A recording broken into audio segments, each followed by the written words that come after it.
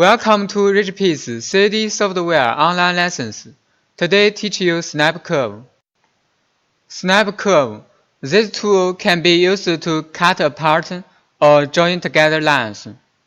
First, we can left-click, crossing select one line.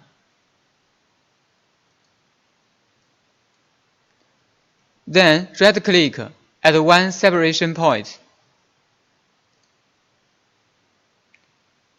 Click OK to finish. Now, the line has already been cut in half.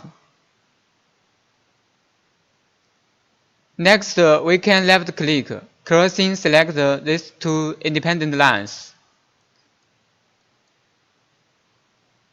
Then right-click to finish, join lines together to one complete line.